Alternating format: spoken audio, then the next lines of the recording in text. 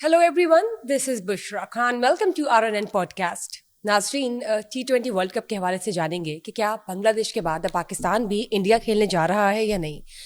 Chairman PCB mister Mohsin Naqvi क्या फैसला करते हैं, उनकी मुलाकातों के बाद क्या डिसीजन लिया जाता है, ये आपके साथ अपडेट करेंगे, आपको शेयर करते हैं। लेकिन क्रिकेटर्स के साथ जो स्कैम हुआ, सुनने में आ रहा है कि अरबों रुपए का फ्रॉड हुआ है।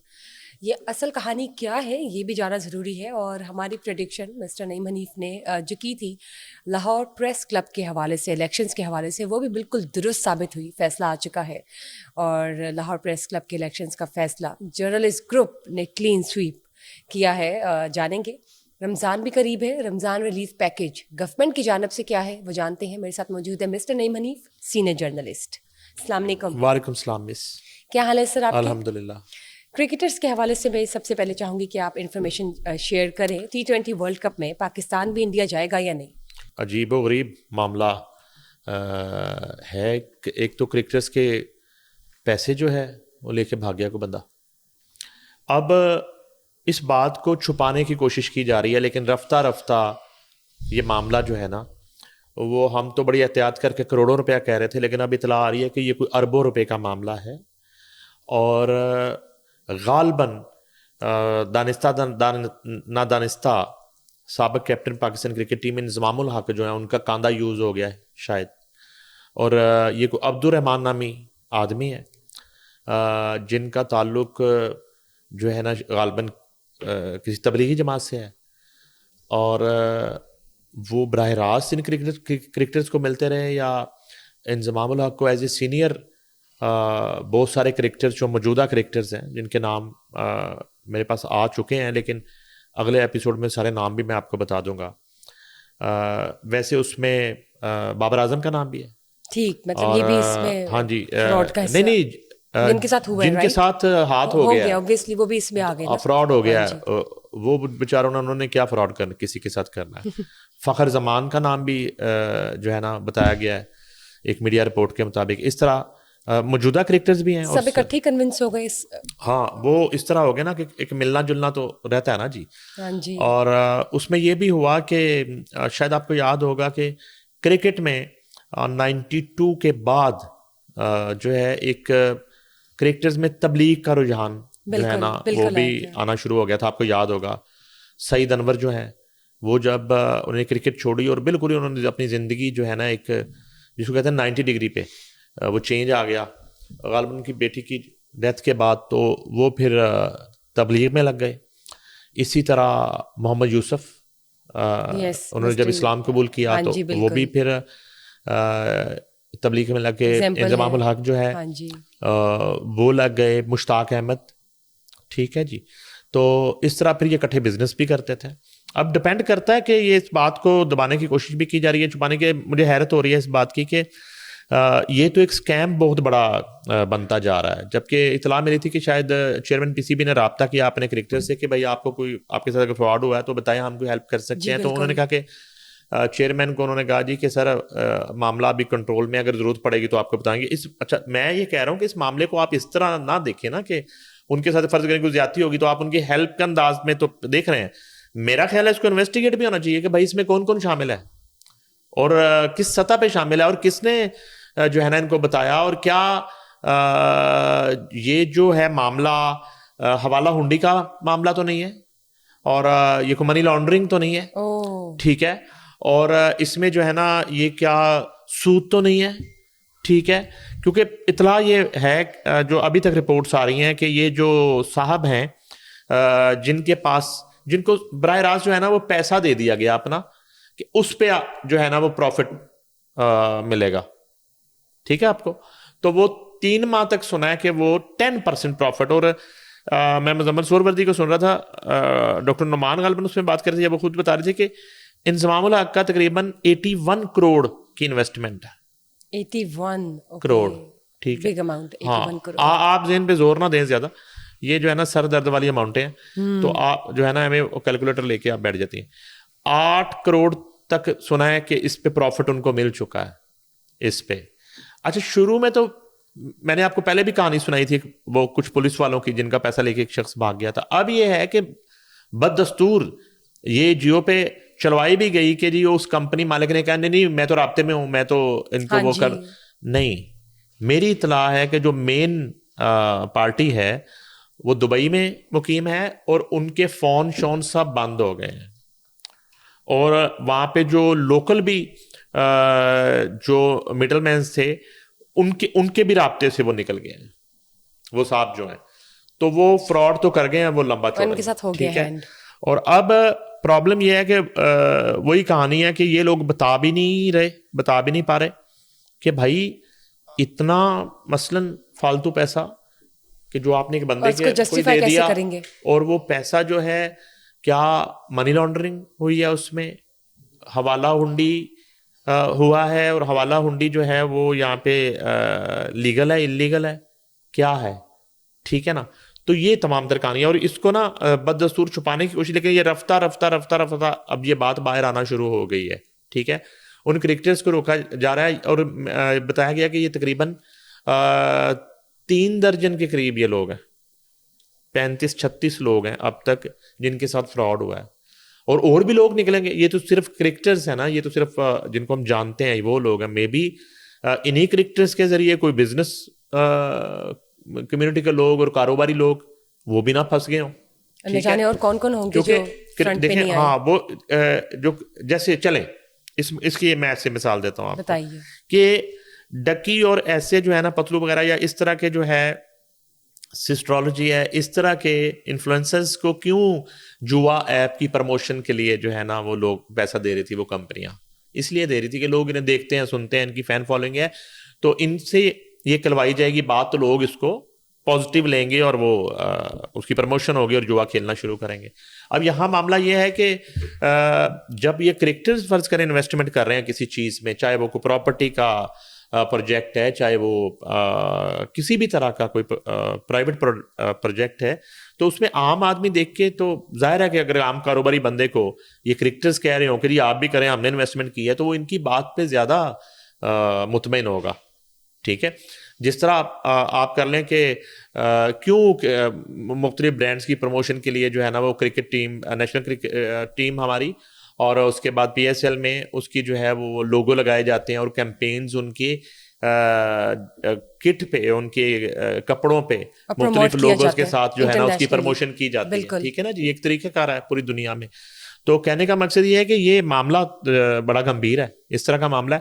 اب یہ انویسٹیگیشن پھر اس سطح پہ ہونی چاہیے کہ بھائی یہ پیسہ جو ہے وہ کیا کالا تھا, وائٹ تھا, اور وہ کہاں سے آیا, کیونکہ یہ تو بڑی ایک سینسٹیو معاملہ, یہ تو بڑی ایک ذمہ داری والی بات ہے. حکام اس کو میں بھی کسی سطح پہ اس کی انویسٹیگیشن شروع ہوگی ہو, کسی نے ٹیک اپ کر لیا ہو, لیکن یہ ابھی تک آن دی ریکارڈ جو ہے نا اس طرح کا کوئی معاملہ نہیں ہے کہ کسی کو بلا کے انویسٹیگیٹ کیا گیا ہو کہ بھائی یہ پیسہ جو ہے, کیونکہ یہ کرکٹ کھیل رہے تھے نا, اور جو جتنے کرکٹرز کے میں نام لے رہا ہوں ان کا جو کریئر شروع ہونے سے پہلے کے حالات جو ہیں وہ بھی چھپے ہوئے نہیں ہیں, ٹھیک ہے نا جی. تو کیا وہ میچ فیسوں کا پیسہ ہے صرف, کیا وہ سینچری بنانے پہ اور 5 آؤٹ کرنے پہ مین آف دی میچ اور مین آف دی سیریز کا پیسہ ہے, کیا وہ برانڈس مختلف برانڈس کی ماڈلنگ کرنے سے آنے والا, یہ تو سارا وائٹ منی ہے, ٹھیک ہے. لیکن اگر اس کے علاوہ کوئی ایکسیس منی ہے تو اس کی ٹریل اور اس کا ثبوت تو پھر ان سے ان کو دینا ہوگا, وہ کہاں سے آیا, اور خدا نخواستہ کوئی معاملہ دوسرے والا تو نہیں ہے, ٹھیک ہے. تو کیونکہ یہ معاملہ ہے ایک جس کو آپ کہتے ہیں کہ قومی وقار کا اور رسپیکٹ کا, اور کرکٹ جیسا جو کھیل ہے جو ہمارے نیشنل کھیل سے بھی زیادہ پاپولر ہے پاکستان میں, اور لوگ جذباتی ہیں کرکٹ کو لے کے بہت زیادہ. تو یہ اس طرح کی صورتحال ہے, لیکن ابھی تک جو ہے نا وہ چیزیں نکلتی آ رہی ہیں. اور یہ کروڑوں کی جو ہم بات کریں, یہ کروڑوں نہیں ہے, یہ قومی کرکٹرز کے ساتھ جو فراڈ کیا ہے جس شخص نے, دبئی میں مقیم شخص نے, وہ اربوں روپے کا فراڈ کر کے چلا گیا ان کے ساتھ. سر اگین کرکٹرز کی ہی بات کروں گی. T20 ورلڈ کپ سے بنگلہ دیش نے تو بیک آف کر لیا ہے, ڈٹ گئے ہیں. اب پاکستان کی سچویشن بھی کچھ ایسی ہی ہے, ٹرننگ پوائنٹ پہ ہے, کیا لگتا ہے آپ کو؟ دیکھیں اس میں جو ہے نا خبر یہ آئی ہے کہ چیئرمین PCB نے اور وفاقی وزیر داخلہ محسن نقوی جو ہیں انہوں نے وزیر اعظم سے ملاقات کی ہے اس ایشو کے اوپر, جی, صلاح مشورہ کرنے کے لیے. ٹھیک ہے جی, ملاقات ہو گئی, جی ملاقات ہو گئی ہے. اور انہوں نے انہیں صورتحال سے آگاہ کیا ہے کہ بنگلہ دیش جو ہے اس کے اور انڈین کرکٹ بورڈ کے درمیان جو ہے صورتحال بڑی خراب چل رہی ہے، اور آئی سی سی کے درمیان. اور انہوں نے بتایا وزیر اعظم کو کہ بنگلہ دیش جو ہے اس نے بائیک آؤٹ کر دیا ایونٹ کا، تو ہمیں آپ کیا سجیسٹ کرتے ہیں کیا کرنا چاہیے. میری یہ اطلاع ہے کہ وزیر اعظم نے جو یہ مینڈیٹ ہے یہ چیئرمین پی سی بی کو ہی دیا ہے. اب دیکھیں وہ وزیر داخلہ بھی ہیں، جب قومی سلامتی کی بات آتی ہے، قومی عزت کی بات آتی ہے، وقار کی بات آتی ہے، تو اس میں بھی ظاہر ہے کہ ان پر بہت بھاری ذمہ داری ہے امن و امان کے حوالے سے. اور دوسری بات یہ ہے کہ وہ پریزیڈنٹ بھی ہیں ایشین کرکٹ کونسل کے. بالکل. اب وہاں پہ جو ان کے ساتھ ہوا، پوری دنیا کو دکھایا گیا کہ ان کے ہاتھ سے ٹرافی نہیں لینی ایشیا کپ کی، ٹھیک ہے انڈیا نے. اور عین موقع کے اوپر وہ ڈرامہ کیا کہ ہم نے محسن نقوی کے ہاتھ سے ٹرافی ہم نہیں لیں گے، یہ ایگزیکٹلی. تو اس طرح کی جو صورتحال ہے اس میں سمجھتا ہوں کہ بڑا ایک یہ کریٹیکل مومنٹ ہے. اور محسن نقوی صاحب کی ملاقات کے حوالے سے میرے پاس تو یہی اطلاع ہے کہ انہوں نے وزیر اعظم نے ان کو یہ مینڈیٹ دیا کہ یہ فیصلہ آپ خود کریں. اور جب ان پہ ڈالا گیا تو میرا حال اتنی آسانی کے ساتھ مسٹر محسن نقوی نہیں مانیں گے، وہ اس سے نہیں. میں پہلے بھی کہا تھا نا، میں کہا ادھر جے شاہ ادھر محسن شاہ، تو جے شاہ بمقابلہ محسن شاہ. تو ابھی تک تو جو ہے نا وہ محسن نقوی کسی بھی انڈین ٹریپ میں گراؤنڈ میں نہیں آئے، ٹھیک ہے. وہ اپنی ضد پہ اڑ گئے، مطلب ان کا کہنا پتھر کی لکیر ہوتا ہے. انہوں نے دیکھے نا بات بھی، وہ چیف گیسٹ تھے اس سیرمنی کے as a president Asian cricket council, ٹھیک ہے. تو وہ چیف گیسٹ ہیں، تو کیا ایک ٹیم جو ہے اس کی خواہش پہ چیف گیسٹ بدل دیا جائے؟ اور جب نظر آ رہا ہے کہ وہ فیصلہ جو ہے وہ سوریا کمار یادو کا نہیں تھا، وہ جے شاہ کا فیصلہ تھا، اور وہ راج ناتھ سنگھ کا فیصلہ تھا، اور اس میں نریندر مودی کی مشاورت شامل تھی. جس طرح ابھی محسن نقوی جو ہے وہ میاں شہباز شریف سے وزیر اعظم سے مشورہ کر رہے ہیں. دیکھیں نا، جب ہم کہتے ہیں نریندر مودی فلموں کے اینٹی پاکستان موویز کے اسکرپٹ کی میٹنگ کرتا ہے، تو وہ انڈین غصہ کرتے ہیں، مانتے ہی نہیں ہیں اس بات کو. بھائی یہ جو ہے حرکت ایشیا کپ میں جو ہوئی فائنل سیرمنی میں، وہ نریندر مودی کی مرضی سے ہوا. جے شاہ خود یہ فیصلہ نہیں کر سکتا. اور آج جو پاکستانی چیئرمین ہے پاکستان کرکٹ بورڈ کا محسن نقوی، وہ اپنے وزیر اعظم سے مل کے مشورہ کر رہے ہیں. تو میری جو وہ بات ہے وہ اب آپ کو بالکل پوائنٹ کی بات ایگزیکٹلی آج وہ اپنے پرائم منسٹر سے جو ہے وہ مشورہ کر رہے ہیں کہ ہمیں بتائیں کہ ہم نے کیا کرنا ہے. تو اب یہ مشاورت چلی. لیکن مجھے معاملہ جو ہے نا، اچھا دوسری طرف کیا ہے کہ جو وہ براڈ کاسٹر ہے اور جو سپانسر ہے انڈیا پاکستان میچ کے، وہ اس وقت ان کی نیندیں حرام ہیں کہ اگر یہ میچ کینسل ہو جاتا ہے، نہیں ہوتا، تو ورلڈ کپ کچھ رہے گا ہی نہیں. میں کہتا ہوں کہ ورلڈ کپ جس کو کہتے ہیں نا کہ کسی چیز کی جان نکال دی جائے، اس کا ورڈ ختم ہو جائے گی، وہ بے جان ایک ایونٹ رہ جائے گا. تو اب یہاں پہ یہ بھی معاملہ ہے کہ وہاں براڈ کاسٹر جو ہیں، اور انڈیا میں جو میری اطلاع ہے انڈیا میں $4,000+ میں 1 سیکنڈ بکتا ہے. 1 سیکنڈ، ٹھیک ہے، 1 سیکنڈ انڈیا پاکستان میچ کا. جی $4,000 پلس 1 سیکنڈ بکتا ہے. 1 سیکنڈ. تو آپ اب دیکھ لیں کہ T20 میچ میں کتنے سیکنڈز ہوتے ہیں، اور اگر پاکستان اور انڈیا کا نہیں ہوتا تو obviously رہ کے جائے گا. ہر اوور کے بعد اور ہر ہیپننگ کے بعد اور ہر آؤٹ کے بعد جو ہے نا وہ جا رہے ہیں اس پہ بریک پہ جا رہے ہیں، اور اس میں وہ کمرشل چل رہا ہے، اور وہ سیکنڈ جو ہے وہ اتنا مہنگا بکتا ہے. تو آپ اس کو ضرب میں دے لیں. اور اب یہ ہے کہ یہ بھی اطلاع ہے کہ جس طرح آئی سی سی نے بنگلہ دیش کے اڑ جانے کی وجہ سے، ڈٹ جانے کی وجہ سے غالباً اسکاٹ لینڈ کو شامل کیا تھا، ٹھیک ہے.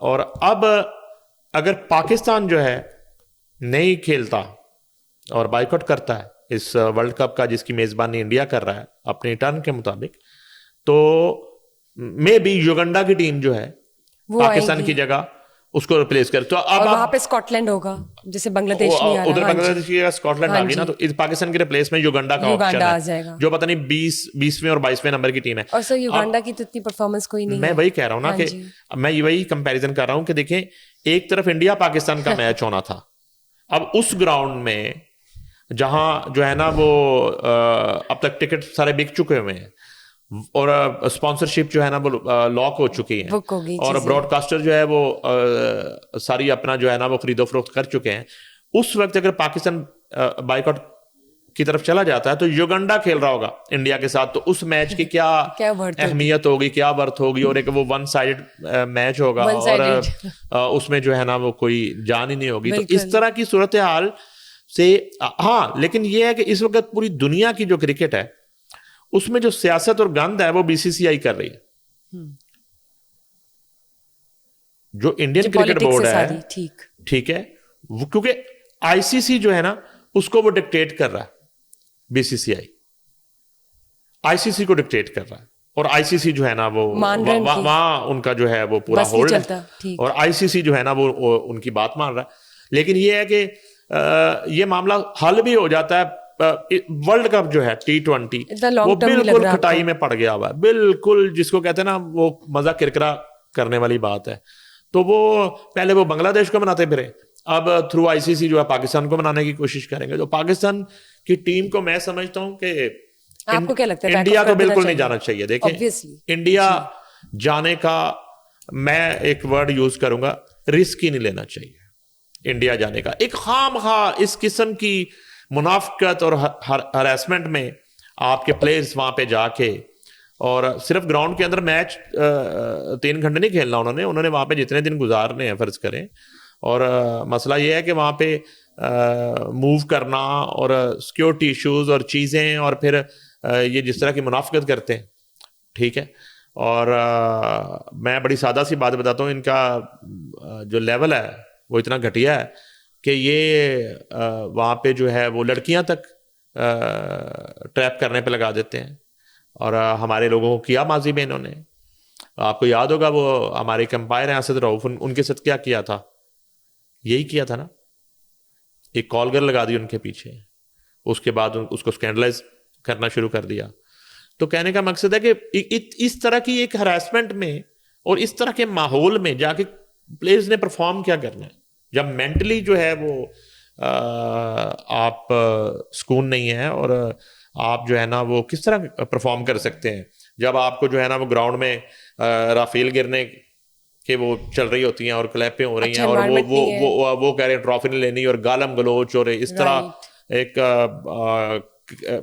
کرکٹر نہیں, ایک اسپورٹس جو ہے نا کھیل کا حریف نہیں بلکہ دشمن سمجھ کے آپ نے گراؤنڈ پہ اترنا ہے. تو میرا خیال ہے کہ ایسے ماحول میں ہاں البتہ اگر آئی سی سی یہ ڈیسیجن کرواتا ہے کہ وہ اپنے میچز سری لنکا میں کھیل لیں, پاکستان سارے میچز اپنے سری لنکا میں, لیکن وہاں بھی آ کے پھر انڈیا کا پرابلم ہوگا نا. انڈیا اس پہ اڑے گا کہ انڈیا میزبان ہے, انڈیا پاکستان کا جو میچ ہے وہ وہاں پہ آ کے اڑے گا کہ ایک میچ کم از کم پاکستان انڈیا میں کھیلے.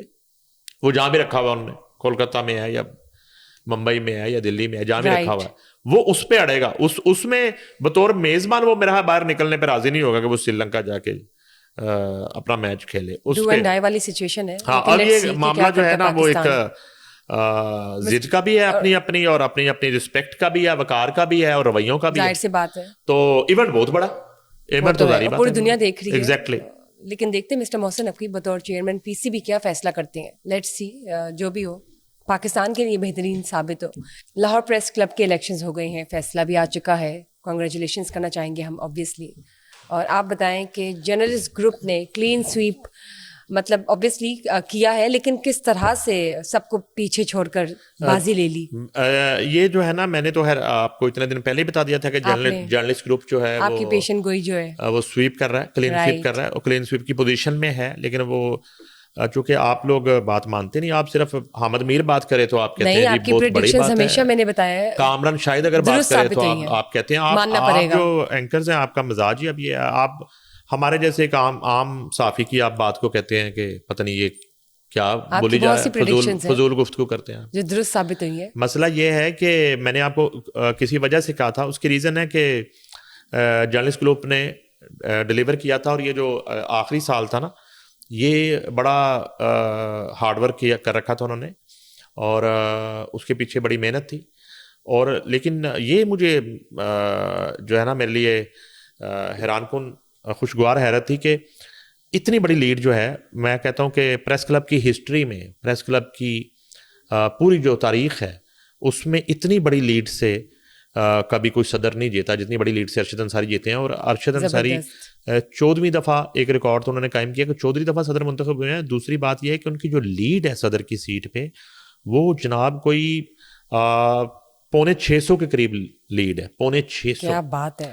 آخری جو الیکشن تھا ان کا وہ غالباً کوئی 200 کے اندر ان کی لیڈ تھی, لیکن ان کی لیڈ بڑھ کے 650 ووٹ. یعنی کہ آپ دیکھیں نا کہ ارشد انصاری نے ووٹ حاصل کیے ہیں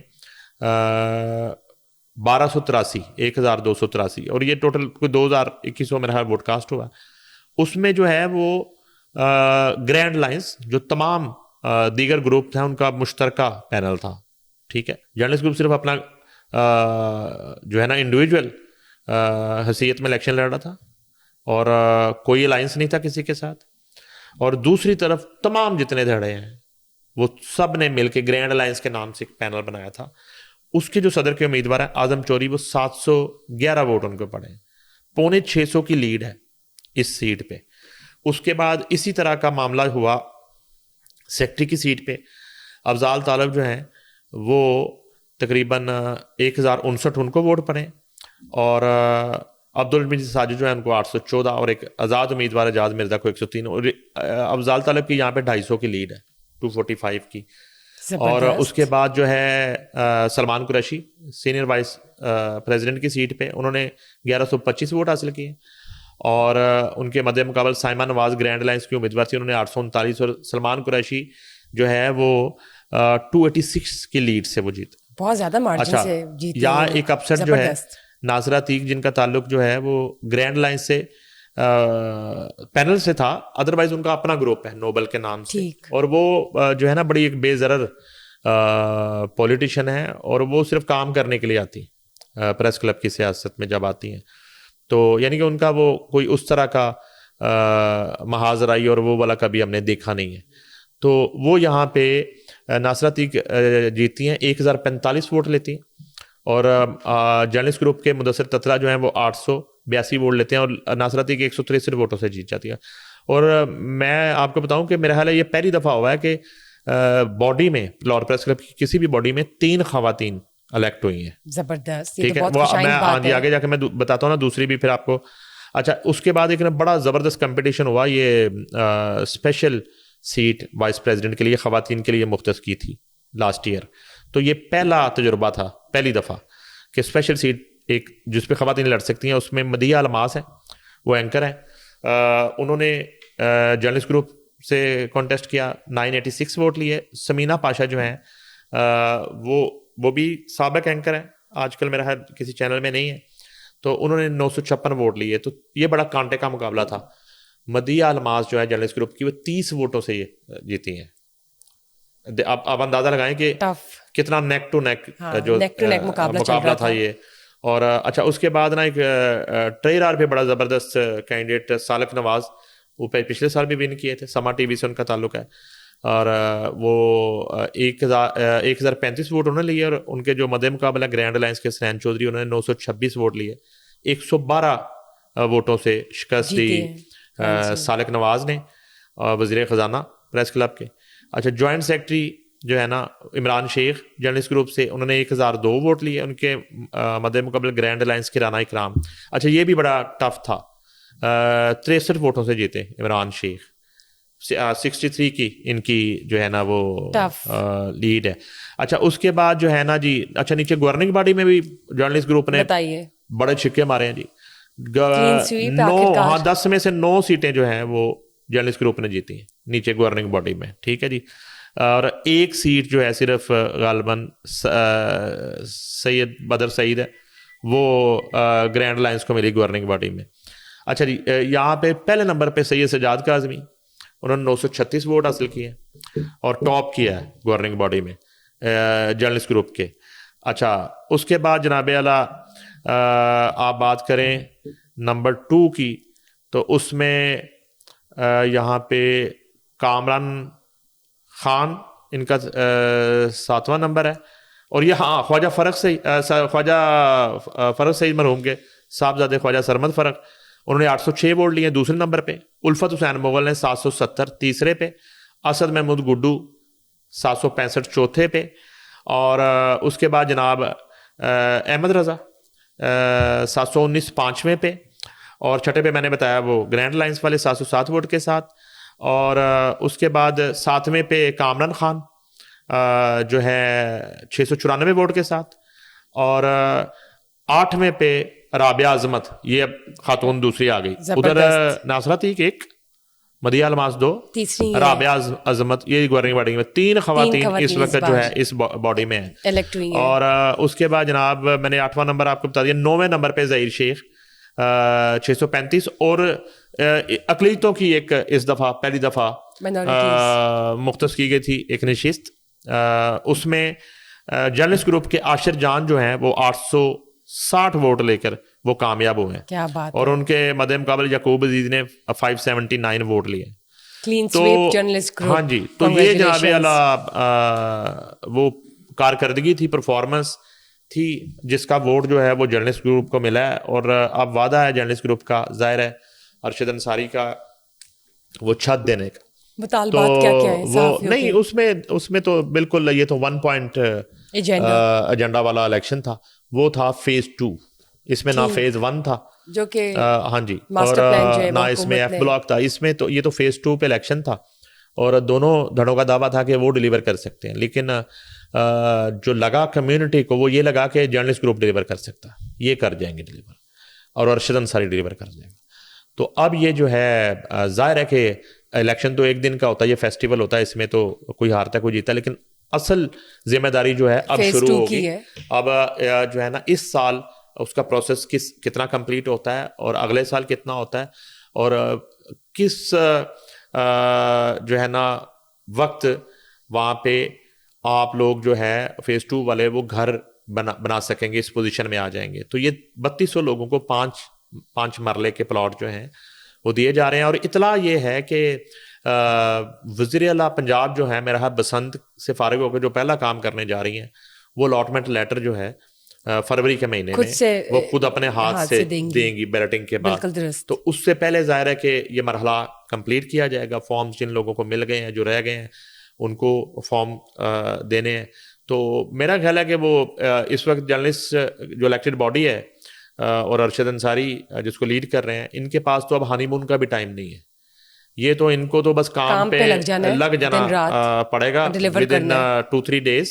اور خاص طور پہ اس پروجیکٹ پہ فوری طور پہ اب یہ لگ جائیں گے, اور لگ جائیں گے. مجھے پتا ہے کہ ان کی ورکنگ جو ہے وہ پیچھے پورا ہوم ورک کر کے آئے ہیں. یہ وہ مجھے یاد پڑتا ہے کہ ہم لوگ نا وہ بنی گالا عمران خان سے ایکس پرائم منسٹر جو ہیں آپ کے فیورٹ, ان سے ملاقات کر رہے تھے. تو سمی ابراہیم تھے, میں تھا, آرمید بھٹی تھے, اور صابر شاکر ان دنوں پاکستان, چاروں تھے مجھے یاد ہے. شاہ محمود قریشی بیٹھے تھے. تو میں نے ان سے پوچھا کہ میں کہ وہ آپ 2013 انہوں نے کہا, تو وہ یہ عمران خان کے الفاظ تھے, وہ کہتے ہیں کہ شکر ہے کہ 2013 میں مجھے حکومت نہیں مل گئی یا میں وزیر اعظم نہیں بن گیا, کیونکہ میری تیاری کوئی نہیں تھی اور میرے پاس ٹیم ہی نہیں تھی. تو میں نے پھنس جانا تھا, اگر مجھے ذمہ داری مل جاتی تو میں ڈیلیور نہیں کر پاتا. یہ ان کے الفاظ آج تک مجھے یاد ہیں, یہ میں نے نام لیے, سب گواہ ہیں جی. اچھا ہوا تو خیر 2018 میں بھی ان کے ساتھ ایسا ہی کہ ہوم ورک ہی نہیں تھا, ورکنگ ہی نہیں تھی. یعنی کہ میں نام نہیں لینا چاہتا, وہ آپ کو یاد ہوگا اس ملاقات کا جس میں وہ بتا رہے تھے کہ جو پہلی کابینہ کی میٹنگز ہوتی تھی ان میں پی ایم کو پتہ نہیں ہوتا تھا کہ ایجنڈا کس طرح لے کے چلنا ہے, اور اس کو جو ہے نا وہ چیئر کیسے کرنا ہے کابینہ کی میٹنگ کو. تو وہ انہیں پھر کچھ 6-8 ماہ گائیڈ کیا جاتا تھا.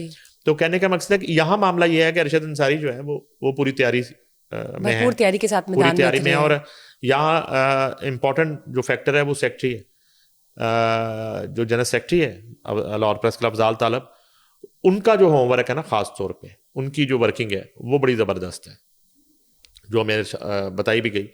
تو اب یہ ہے کہ ہم تو دعا گو ہیں, پہلے ان کی جیت کے لیے تھے, اب جو ہے نا ہماری بیسٹ وشز ہیں کہ ان پہ جو اعتماد کیا گیا ہے، کیونکہ اتنا جو مینڈیٹ ہے اور اتنا جس کو کہتے ہیں کہ مارجن وہ نہیں دیتی یہ کمیونٹی کسی کو، جتنا ارشد انصاری پہ بھروسہ کیا ہے لوگوں نے، تو اس کے بعد باقی ٹیم پہ کیا ہے، ظاہر ہے بیکاز آف ارشد انصاری کیا، ٹھیک ہے۔ تو اب یہ ہے کہ اگلے مراحل ہیں، ہاں یہ ضرور ہے کہ یہ جو الیکٹڈ باڈی ہے یہ اگر ڈیلیور کرتی ہے تو ہم اسی طرح ان کو اپریشیٹ کرتے رہیں گے، اسی طرح جناب ہم جس کو کہتے ہیں نا کہ ان کی جھنڈا جو ہے وہ لہراتے رہیں گے، مگر اگر وہ کوئی سستی کرتے ہیں اور اگر جو ہے نا وہ پرفارم نہیں کرتے تو ہم اسی شو میں بات بھی کریں گے، کریٹیسزم بھی کریں گے، تنقید بھی کریں گے، اور جیسے ہم کسی بھی دوسرے گروپ پہ کرتے ہیں، کسی بھی پولیٹیشین پہ کرتے ہیں، ان پہ بھی کریں گے بر وقت جو ہے ان کے کیے ہوئے وعدے، اور ہوا نہیں اس طرح اصل میں، جو میرا ایکسپیرینس رہا ماضی میں ہوا جرنلسٹ گروپ نے، میں نے پہلے بھی آپ کو بتایا، میں آخر میں تھوڑا سا دوبارہ یاد دلا دیتا ہوں کہ 2003-04 میں جرنلسٹ گروپ نے وہ ہاؤسنگ سوسائٹی دی تھی، یہ خواب جو تھا جرنلسٹ گروپ کی وجہ سے ہی، اور جرنلسٹ گروپ میں ارشد انصاری کی بدولت ہی اللہ تعالیٰ کے بعد،